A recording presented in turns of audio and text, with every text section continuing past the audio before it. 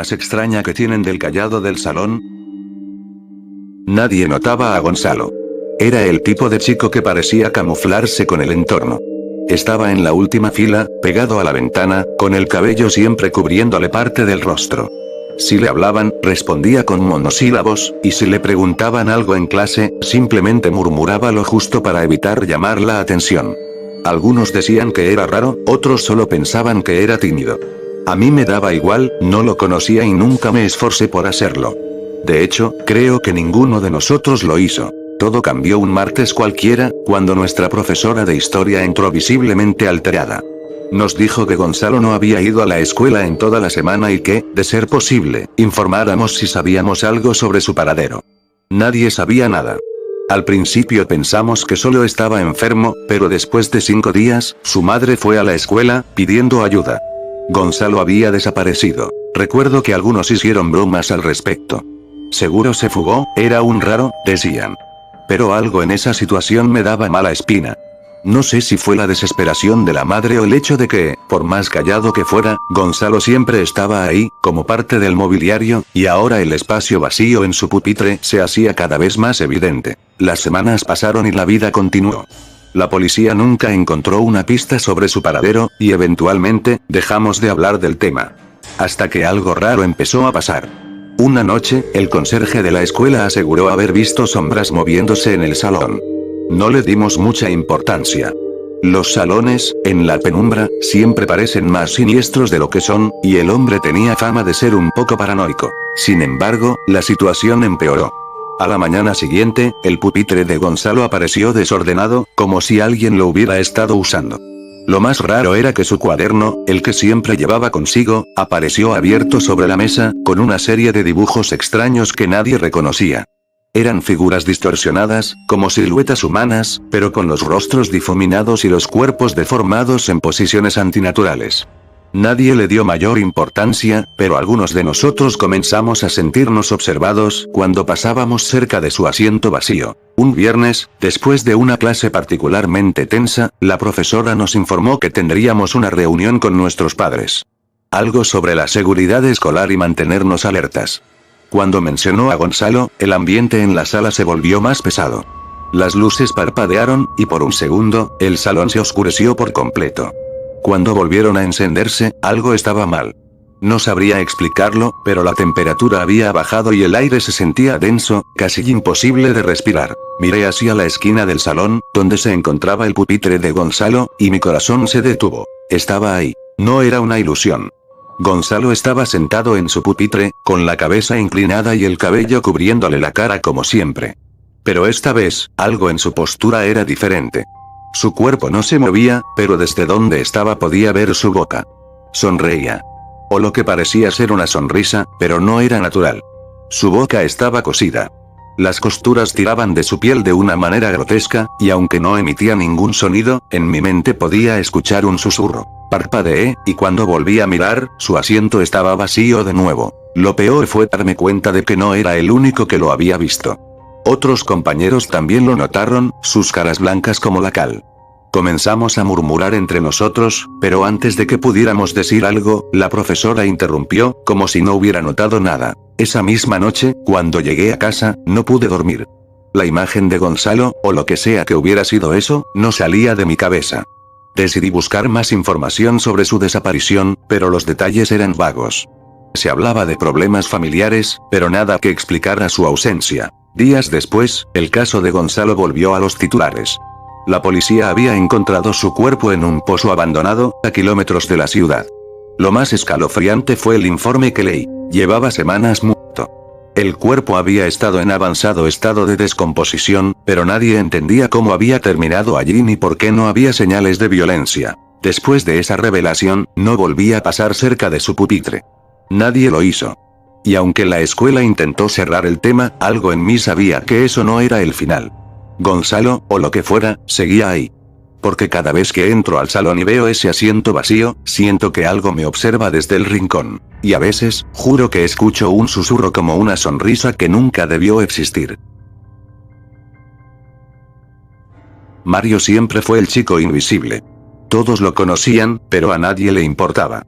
Siempre estaba en su lugar, el último pupitre junto a la ventana, con una postura que parecía casi robótica. No hablaba con nadie, no respondía si le preguntaban, y ni siquiera interactuaba cuando lo molestaban. Era como si fuera una sombra más en el aula, un bulto de carne que respiraba pero que realmente no estaba ahí. Un día, después de un examen particularmente difícil, estábamos esperando a que la profesora volviera con nuestras notas. El salón estaba en silencio, todos exhaustos. Mario, como siempre, estaba en su rincón, dibujando en una libreta que nunca dejaba ver a nadie. No era raro verlo hacer eso. Había rumores de que tenía cientos de cuadernos llenos de esos garabatos extraños. Algunos decían que dibujaba cosas perturbadoras, pero la verdad era que nadie se atrevía a comprobarlo. La profesora salió por un momento a la sala de profesores, dejándonos solos. Fue entonces cuando notamos que algo no estaba bien. Mario dejó de dibujar, algo que nunca hacía, y se levantó de su asiento. Lo extraño no fue que se levantara, sino cómo lo hizo. Sus movimientos eran lentos, como si estuviera luchando contra algo invisible. Cruzó el salón en completo silencio, y lo más inquietante fue que ninguno de nosotros dijo nada. Es como si algo en el ambiente hubiera apagado cualquier intención de hablar o hacer alguna broma. Mario se detuvo justo frente a la pizarra. Sacó algo de su mochila, y cuando lo vimos, todos contuvimos la respiración. Era un cuchillo pequeño, de cocina, el tipo que alguien usa para cortar frutas. Nadie se movió. Era como si estuviéramos atrapados en una especie de trance, incapaces de reaccionar ante lo que sucedía frente a nosotros. Con una calma antinatural, Mario empezó a tallar algo en la pizarra con el cuchillo. Despacio, con un crujido escalofriante, grabó su nombre. Mario, letra por letra, como si fuera un ritual. Cuando terminó, se giró hacia nosotros.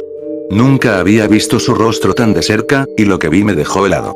Su piel estaba pálida, casi translúcida, y sus ojos no parecían humanos. Eran opacos, como si estuvieran vacíos, pero aún así nos miraban a todos, uno por uno. Fue entonces cuando habló, y su voz no era la que recordaba. Era fría, distorsionada. He estado muerto por semanas. Pero ustedes no se dieron cuenta. La puerta del salón se abrió de golpe, y la profesora entró, visiblemente molesta. No entendía por qué todos estábamos paralizados, pero en cuanto vio a Mario desplomado en el suelo, todo el salón estalló en caos. Llamaron a la ambulancia, pero ya era demasiado tarde. Mario estaba muerto. Los médicos no pudieron explicarlo. Dijeron que había estado en un estado extremo de desnutrición y falta de sueño. Pero eso no tenía sentido. Lo habíamos visto todos los días. Lo más espeluznante fue el cuchillo. Nunca lo encontraron. Y lo que había grabado en la pizarra no se borraba. Los conserjes intentaron limpiarlo de todas las formas posibles, pero la palabra Mario seguía allí, como una cicatriz. Desde entonces, cada vez que entro en ese salón, algo en el aire se siente denso, pesado. Y, a veces, en las noches en las que me quedo solo estudiando, siento como si alguien estuviera detrás de mí, mirando desde la esquina más oscura del salón. Era un día como cualquier otro en el salón. Los profesores hablaban, algunos alumnos reían, otros murmuraban entre ellos. El sonido habitual de un aula llena. Pero Diego, como siempre, permanecía en su rincón. Silencioso. Siempre estaba ahí, con su mirada perdida, pero nunca decía una palabra. Al principio, nadie lo notaba demasiado, pero con el tiempo su presencia se volvió inquietante. Era como una sombra constante que te observaba, incluso si no le prestabas atención. El chico callado del salón. No era particularmente extraño, ni tenía una apariencia fuera de lo común. Simplemente, estaba ahí, pero había algo en su quietud que no podías ignorar. Algo que te hacía sentir incómoda. Cada vez que me daba cuenta de que lo estaba mirando, él ya me estaba observando. Esos ojos, nunca mostraban emoción, pero sentías que te leían el alma. Un día, todo cambió. Empecé a notar cosas que antes no estaban claras. Su forma de caminar, siempre a un ritmo constante. Como nunca se unía a ninguna conversación, pero parecía saber todo lo que ocurría a su alrededor. Al principio pensé que solo era mi imaginación, pero no. Se volvió imposible ignorarlo. Estaba en cada esquina, en cada pasillo. Siempre en silencio, siempre observando. Una tarde, mientras revisábamos una tarea en clase, pude verlo hacer algo diferente por primera vez. Estaba escribiendo. Pero no era la tarea de la clase. Tomaba notas, pero no miraba el cuaderno ni el profesor. Escribía de manera mecánica, como si estuviera transcribiendo algo que ya sabía de memoria. No pude evitar sentirme atraída por la curiosidad. Quería saber qué era lo que escribía. Me acerqué discretamente después de clase, cuando todos ya se habían ido. Diego, como siempre, fue el último en salir. Dejaba el salón lentamente, pero sin prisa. Cuando estuve segura de que no había nadie más, fui a su pupitre. Ahí, en el cuaderno, estaban nuestros nombres. No solo el mío, sino el de todos en el salón. Fechas.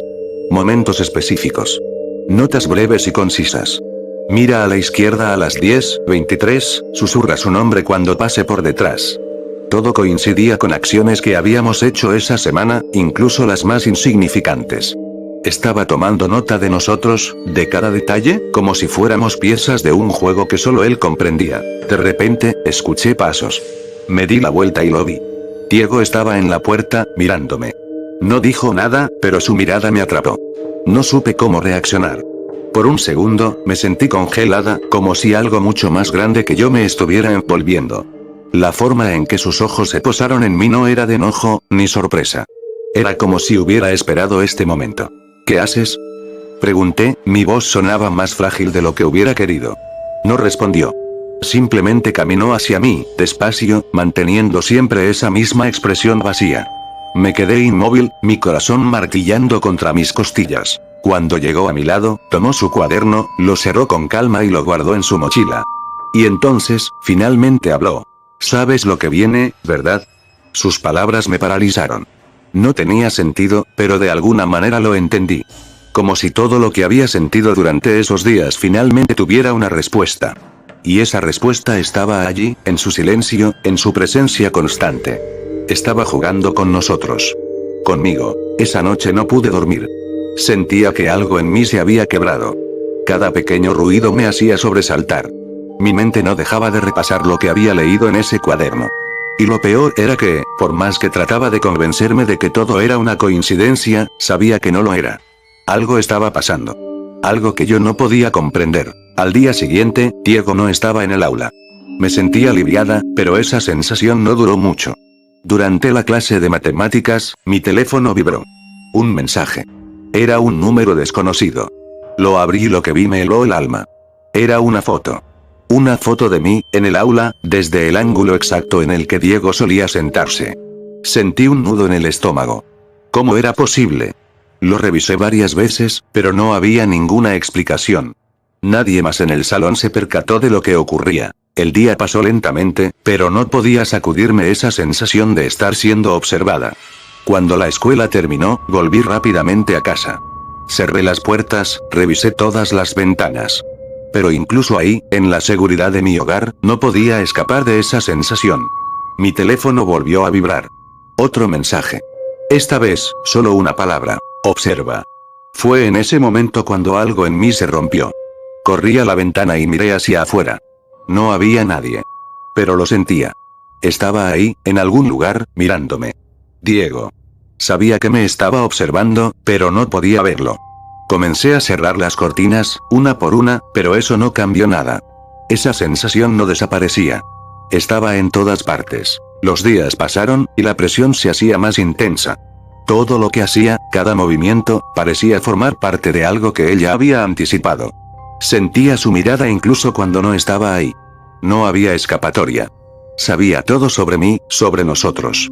Estaba siempre un paso por delante, como si controlara cada pequeño detalle de mi vida. Lo más aterrador de todo fue darme cuenta de que no había nada que pudiera hacer. No había ninguna amenaza física, nada tangible. Pero la certeza de que Diego sabía algo que yo no, de que me estaba manipulando sin que yo pudiera detenerlo, eso fue lo que me destruyó. Y entonces, llegó el último mensaje. Nos vemos pronto. No he vuelto a dormir desde entonces. Porque sé que, en algún lugar, él está esperando.